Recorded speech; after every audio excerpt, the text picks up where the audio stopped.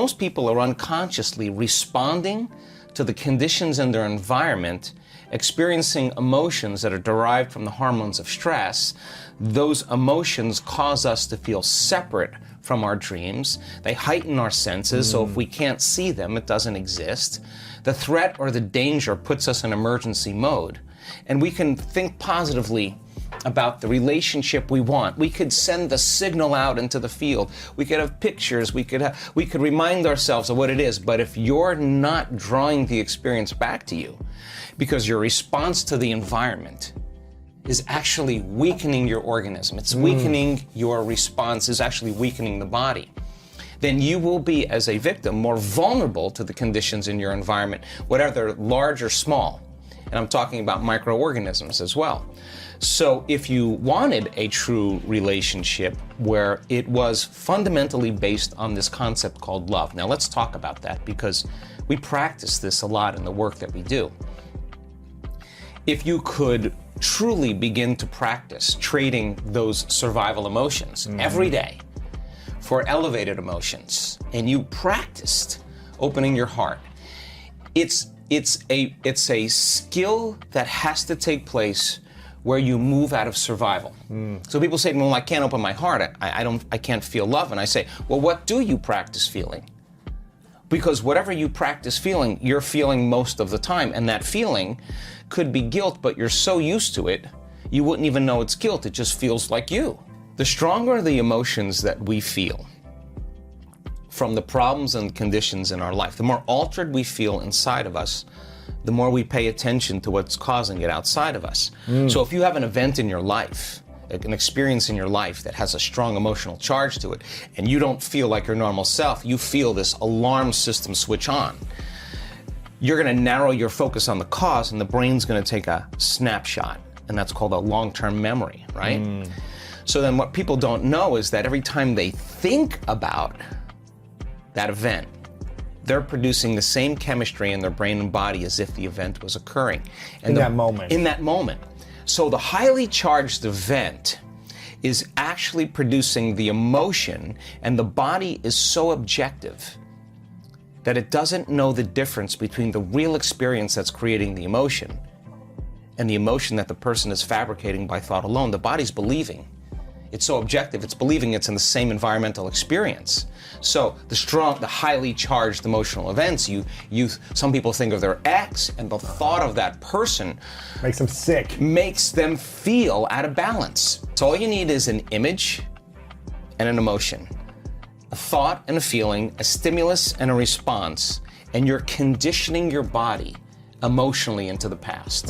So now, the memories, and this is just not in the brain now, it's in the body. Okay, so now that thought of that person is actually creating a response in the body that's consuming the body's energy for growth and repair, consuming the body's energy to create, because in survival, it's not a time to create. In survival, it's time to run, fight, and hide.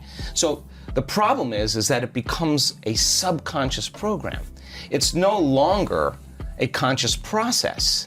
It now is a subconscious process. So now the body has been conditioned into resentment, into unhappiness, into fear, anxiety, whatever it is. And so back to our concept of bringing love into your life. So you say to that person, okay, you open your heart, and they're gonna say, are you kidding me? I was injured, I was hurt. I'm not gonna do that. Let me see your cards first, right? And once I see your cards, then I'll open up a little bit. So we protect this, right? So now, in that state of survival, the research shows that the long-term effects of those stress hormones are pushing the genetic buttons that are creating disease. The body can't live in emergency mode for that period of time. So, in a sense, the person is making themselves sick by thought alone. Their thoughts are making them sick, literally. So, the problem is now the body is conditioned into the past, and it's the mind. Now once the body is the mind? The body becomes the mind emotionally. So now all of this energy is stored in the body, and now the person now has to leave their unhappiness and step out into the unknown. They have to get out of the familiar feelings that has defined them.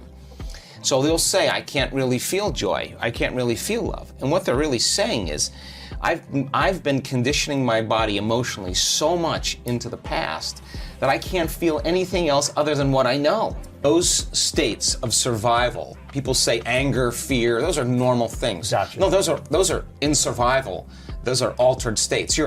The survival chemicals are actually knocking your brain and body out of balance. You're out of balance in that moment. Mm-hmm. And if you keep doing that, the imbalance is now the new balance.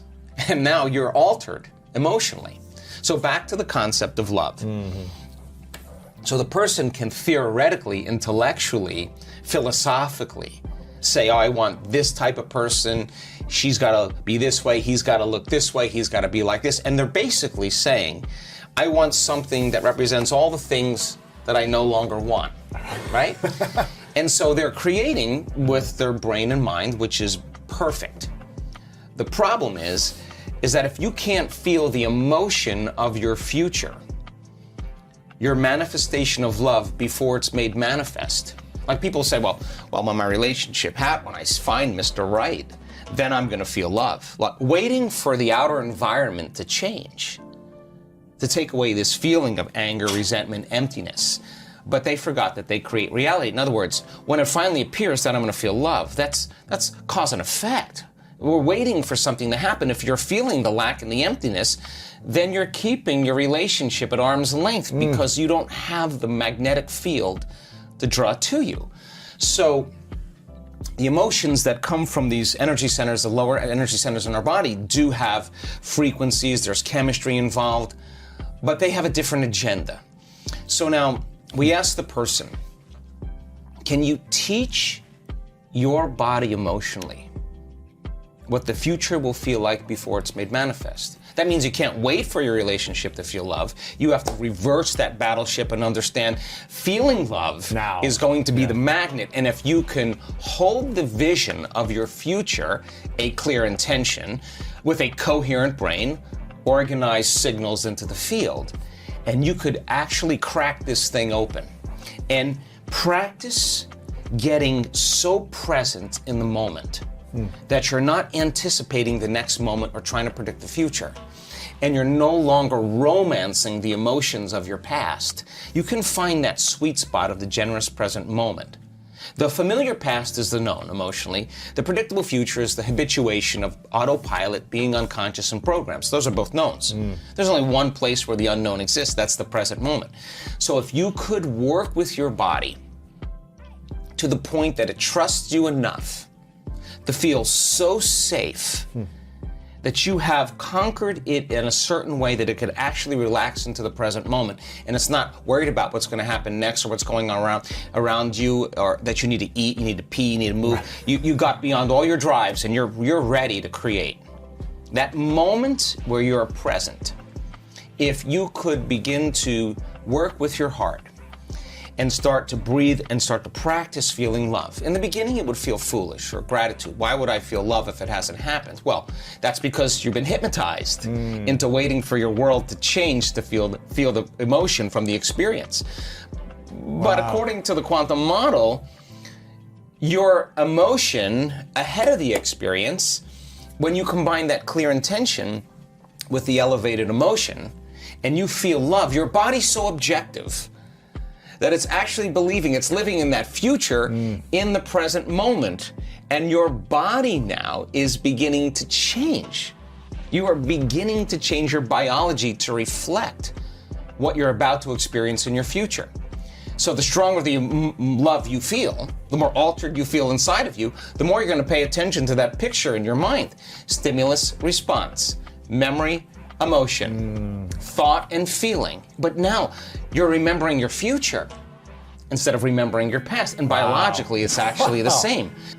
So then the stronger the emotion you feel from some outer experience in your life, the more altered you feel, the more the brain freezes the frame and takes a snapshot. Well, now you're freezing a frame in the outer environment. But if you're truly in the present moment and you know exactly what you want, and you begin to teach your body emotion, start practicing opening that heart. It's amazing what happens. The moment that heart begins to open, we've measured this so many times, Louis, on a scan, on a real-time brain scan, when the heart moves into this kind of rhythm, when you're feeling frustration, when you're feeling impatient, when you're feeling resentment, you are stepping on the gas pedal and you're stepping on the brake at the same time, and the heart is pumping against a closed system, and it causes an erratic beat. It becomes incoherent. And energy literally leaves the heart. Now, you no longer believe in your future. You can't put your heart into your future. You can't trust the outcome because there's no energy there. It's being used and consumed somewhere else, so energy is leaving the brain as well. But once energy starts to move into the heart, we've seen this so many times, and it starts to beat in this rhythm, like banging a drum or dropping a pebble in water, pebble after pebble. The heart begins to create a wave of energy right to the brain, like taking a big sheet and going like that, and then all of a sudden you see this wave, and the brain gets this rush of energy, and that change in brain wave patterns, that change, that wave is carrying information. And the person starts to get a very clear idea. They see their future very clearly. Now that energy is causing them to move into very coherent alpha brainwave patterns, which is the state of creation. This is when you no longer hear the voice in your head that's talking to you, that you listen to and believe is the truth. That's called the default mode. It suppresses the default mode network, and the next thing you know, you start seeing in pictures and images. You start dreaming. And that's the imagination, that's the creative state. So now you start naturally imagining the heart is the creative center. We got to put our heart into our future. It better be open and activated. So now when you start falling in love with your future, oxytocin is released in the brain and in the heart. Oxytocin signals nitric oxide. Nitric oxide signals another chemical called endothelial-derived relaxing factor. And just like when your sexual organs get filled with blood because you're aroused, the same thing happens here as it would happen somewhere else. And literally the arteries in the heart and lungs engorge, and now your heart feels full and it's thumping in order, and you're in the present moment. Now, once that happens and it's beating in rhythm, the heart produces an external magnetic field up to 3 meters wide. Now, you're in survival, you're drawing from the field and turning it into chemistry.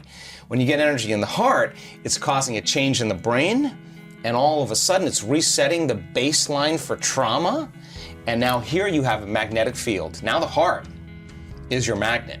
It is the center of creation. And now that energy is frequency.